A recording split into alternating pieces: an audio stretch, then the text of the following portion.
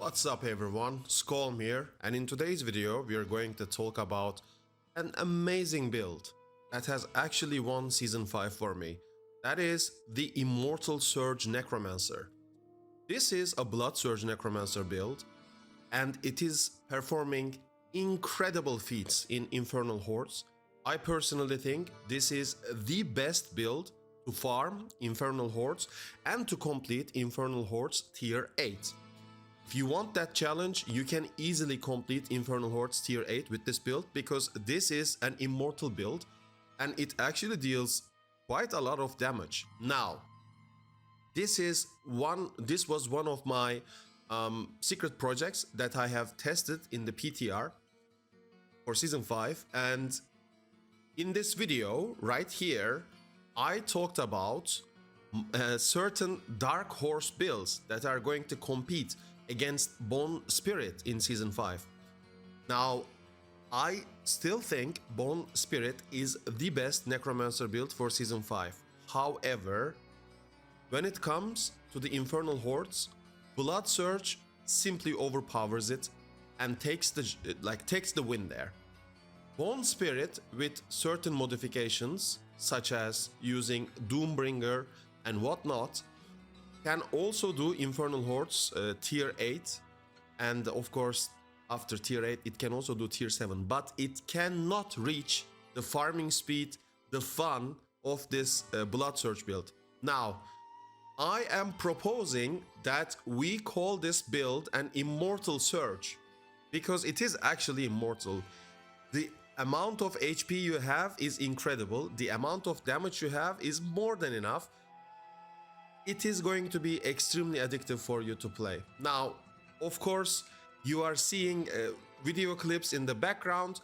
This build is so strong that I actually leveled it in Tier 7 Infernal Hordes. I was under level 100 and I was already completing Tier 7 Infernal Hordes. My glyphs are not even level 21 and I completed Infernal Hordes Tier 8 with this build. It's insane. So, let's talk about the bread and butter of this build. When we look at this build, we are going to see, of course, a lot of Uber Uniques, and this is one of the disadvantages of this build, if you ask me. Using a lot of Uber Uniques is not my cup of tea, but it is what it is, so I am going to cover what you need to have. For my version of the build, we are going to run Harlequin Crest, Shaco, Tyrael Smite because of the maximum resistance to all elements and the damage reduction it provides, which is insane. Courier's Embrace or Courier's Embrace, whatever it's called. Now here, you want the unique effect damage number to be high, okay? The damage number needs to be super high. Greater affix on the maximum life and greater affix on Blood Surge is great. Greater affix on Tides of Blood is perfect. It's chef's kiss. Blood Moon Breaches, you want, of course, the maximum number, 150x unique effect, and greater affix in maximum life and overpowered damage here. On the boots, I am using, of course, the Auto Corpse. This is, again, my version. This is my build, actually. I ran this on Season 5 PTR, but I have seen some people running other versions with Doombringer. I am going to test that version as well, but this is what has given me success so far. So, on boots, maximum life, armor to reach the armor cap, intelligence, and then some movement speed. The weapon is Grandfather, and we want to masterwork the maximum life here because maximum life helps with our overpowered damage, okay? As you can see, Tyrael Smite massively buffs our maximum resistances and all resistances, so we are sitting at 64,000 HP without the Elixir of Fortitude. If I pop the Elixir of Fortitude, I am at 77,000, and I can also masterwork my gear. So I am going to reach a lot of HP. Anyway, back to the overpower damage. If you look at overpower damage and the explanation, you will see that it takes your health and fortify amount to calculate the damage. That is why we are stacking a lot of maximum HP in this build, because that is going to help for our overpower damages. Now, of course, the neck is gonna be Tides of Blood with maximum life, and then on the tempers, you want blood attack speed and resource cost reduction. On this ring example, I am not running Starless Skies. The Doombringer version runs Starless Skies. I am going to test it as well. That's 50x damage, so that's going to probably carry a lot of damage into this version.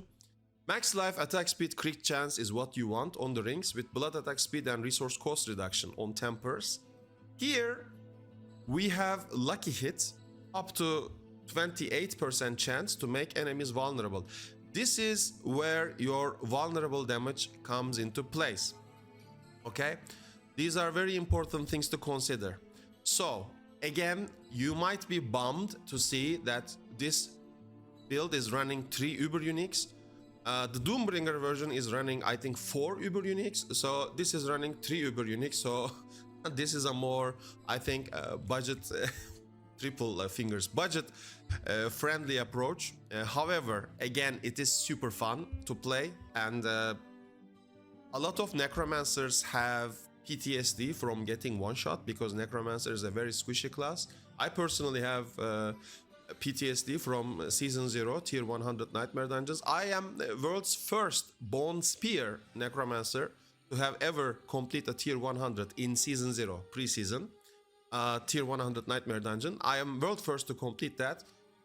Also, that PTSD all resurfaced during the Abattoir of Zir, because Necromancer was an absolute mess. It was disgustingly bad. Infinimist was the only build that you can play and push higher tiers of Abattoir of Zir. It felt insanely bad because of the blood mist, and you relied on corpse explosions, and what it was absolute shit. Now we have an actual vampiric immortal surge, which is doing wonders for me. It's so fun, especially compared to Bone Spirit this season. You just press right click. There is no skill involved.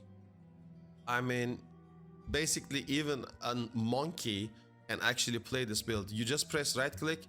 If you want to kill something fast, boss or whatever, or if you need some survivability somehow, you press Bone Storm. If you get crowd controlled, you break it with Blood Mist because it gives you unstoppable, and you want to decrepify something in out of your range because you're running automatic curse anyway, so everything is gonna be automatically cursed. We're sacrificing skirmishes because we want crit chance with this build. Grandpapa gives us 100x multiplicative crit damage, so we're running, for example, crit chance on this ring, and then we're running, actually, how much crit chance do I have? Look, 63.9% crit chance. Okay, every blood surge I cast is about the crit. That's how GG it is. Okay, so sacrificing skirmishes for crit chance, sacrificing bone mages, and then sacrificing the iron golem for extra crit multiplicative damage. Our skill tree is going to be super straight, so basically just put 2 points into basic attacks. We're not going to use them. Imperfectly balanced, 3 points. Hued flesh because of the corpse generation, we are going to come to that. Blood mist, here 1 point is enough. Max out grim harvest because, and maxed out fueled by that because of the unique gloves. Unique gloves is doing amazing damage in Infernal Hordes. Death's Embrace, amplify damage into Decrepify. You can maybe drop Abhorrent and Enhanced to try some other stuff, but I don't need it. So here, you want to put at least 2 points in Drain Vitality and 2 points in Transfusion, okay? Rest needs to be full. We're not playing Tendrils because we actually don't have any corpse, because the gloves actually consume them fast. Stand alone here and Memento Mori with Bone Storm, massively upgraded, and then Inspiring Leader, and of course Ratma's Vigor, key passive. On the first board, we're running Amplify Glyph, and here we take all the max life nodes as well as resistances. I can drop some of them, but this is giving me max life, so I still take it. So Amplify gives us some damage and armor. Then we go to the second board, which is of course Bloodbath. Here again, We are using exploit because exploit is great against bosses. This build, remember, does not have any vulnerable damage. So in season 2 they have changed how damage works. You have buckets, 3 different buckets. You have critical strike bucket, you have overpower bucket, and you have vulnerable damage bucket. Okay, exploit helps us reach the vulnerable damage bucket. Okay, it's not level 21 yet. I leveled my glyphs before shooting this video. When I did Infernal Hordes tier 8, I was running with level 15 glyphs basically. So like you can actually guess how powerful this build has become. I'm going to stream this as well. So exploit takes care of the vulnerable bucket right there. All right, this is gonna be in the build planner, link below, so don't worry about following all of this. I'm just informing you. Here we are taking vampiric. We do not take blood begets blood because I personally do not like conditional damage. Okay, I am not going to see or try to watch, oh, where is a blood orb? Is there a blood orb? Did I walk over a blood orb? Do I have my damage? Do I have enough blood orbs? Fuck that. I'm not gonna take that. Instead of going into blood begets blood, I am just going for some additive overpower damage and aggression here. Okay, the additive damage is of course not comparable to the multiplicative 50x damage you get from blood begets blood, but again, this is conditional. This is unconditional, it's always there. The choice is yours. If you want to play with blood orbs, you have to take Embalmer's aspect on your chest, drop Tyriel's might, and put Doombringer instead of Grandfather. Then you can play blood orbs, okay? Because you have Embalmer and your unique gloves are going to consume corpses, so you're going to create blood orbs that way. However, this is also possible. This also beats Infernal Hordes tier 8, and it massively pumps and farms tier 7, which is all we want for the materials, right? So this board is using sacrificial for more overpower damage, dex, willpower, blood orb healing, whatever. We don't have blood orb healing anyway. So bone grafts, we are using of course essence, and then we're taking tenacity, and just we're using bone graft as the 4th board because the willpower cost will massively increase if you put it other than a 4th board. So take tenacity because it gives you a lot of maximum life here. And we want the 2nd bonus as well. Now we have Flesh Eater here. With our unique gloves, Curer's Embrace, we always consume corpses, and it's gonna be massively consuming corpses. So this is gonna be permanently active. Corporeal here to basically give us some elite damage. Basically that's it. And we're gonna go to Scent of Death. We take another maximum life here with the Shadow Resilience, and then we play Dominate.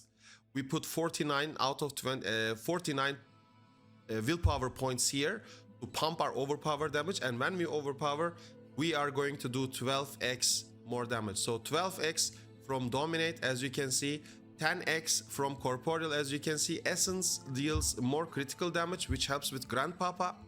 So here sacrificial, another 10x because we have no minions, and then here exploit for another 10x vulnerable, okay? And amplify because we curse everything, that's another 10x. All these multiplicative damages come together and make this build pump out insane damage. Now this build can also speedrun, hit tier 100, 105, 110. It does incredibly well. However, it has a certain cap. Okay, Bone Spirit will be the pit pushing build. I have 2 Necromancer this season. Okay, I have created 2 Necromancers. My main Necromancer is Bone Spirit for pit pushing and whatnot and testing purposes. This one, Skull Surge, is the dark horse. As you can see from the transmog, it has an amazing transmog. First of all, it looks absolutely incredible. It's also the Blood Surge build, the Immortal Surge, which is one of the dark horse builds of season 5, okay? Massive, massive, massive build. Super fun to play. So, pay attention to the unique effect of these gloves, because these gloves consume a lot of corpses, and that procs Flesh Eater and all the other mini novas that you see on the screen that massively kills enemies and whatnot. Alright? These are incredible items, I know, but farming them will yield you the reward and the result. As you saw, my gear is not even fully masterworked. I did not have level 21 glyphs, and I actually leveled in Infernal Hordes. But despite all of that, the build actually slapped, okay? The build is massive, it is super fun, it is super addictive, it is amazing to play. Like, literally, you will conquer all of your PTSD with this build. You are immortal. Imagine playing a Necromancer which is immortal. Imagine just right-clicking and winning the fucking game. This is what we wanted. When you play Bone Spirit, you have to watch your Essence. You have to watch your Flesh Eater. You have to put Bone Prison, cast Decrepify. Then, if you have 275 Essence stored in Banished Lord Talisman, then you Tendril to improve your critical strike chance and critical strike damage. Then, if you're at max Essence, you release one Bone Spirit, it slowly flies, hits something, you see some big numbers on the screen, you feel good, then you repeat this until you conquer the pit. Okay, that's how Bone Spirit plays. It is for perfectionist gameplay. I can play that, but a lot of my followers, a lot of my subscribers are asking a lot of questions in my Discord because it is the first time they're playing Bone Spirit and it's not easy for them, and it's not an easy build to play. So basically, that build requires you to have a lot of complex game and mechanic knowledge to pull through, and it really wants you to farm some greater FX gear. This build, on the other hand, yes, requires you to have uber uniques, but remember, you can create characters and alts and complete the seasonal the reputation journey, and you get one spark. If you are going to play alts, this is the best season to do it, because every 4 spark you can create one uber unique. So you need 3 uber uniques. If you just level, or if you just do the reputation thingy 12 times, you will have 12 sparks. That's 3 uber uniques for you right there. If you farm Torment Duriel and drop an uber unique, be my guest. But this build, if you put time and effort and investment into it, is guaranteed to obtain. Bone Spirit, on the other hand, with greater FX gear and whatnot, you need to trade. Finding all of those items yourself, I mean, good luck. Best of luck, for real. Good luck with that. You really need to trade. This build, you can solo farm and achieve it yourself before the season ends, and just pump Infernal Hordes, tier 8, that way. This build is great for farming Infernal Hordes, farming the pit materials. So you're gonna create an ecosystem between this Immortal Surge and the Bone Spirit builds. So I have 2 Necromancers, as I said. Immortal Surge takes care of the Infernal Hordes department. It farms tier 7 because that's more efficient than farming tier 8. It farms Neat Iron, crazy amounts of Neat Iron. I'm going to stream it live, so check the live section under my channel. So that farms the pit materials, which is then transferred to my Bone Spirit Necromancer to pump up and masterwork his gear, so he can push the pit more or whatever. So this ecosystem makes everything playable, and again, I'm telling you for the millionth time, it is an Immortal Necromancer build. When you play this build, you will have a lot of fun. It is super addictive. It's insane. Right click, everything dies, you are immortal. What more can I say? This is a dream come true for a Necromancer, and I think Blizzard has done an amazing job by creating this build and improving the Infernal Hordes. This is the season to play the Necromancer. It is absolutely super fun. It is the worst of all of the other classes, in my honest opinion, but it is fun to play. It is super fun. Enjoy it. I'll see you in the next one. Take care.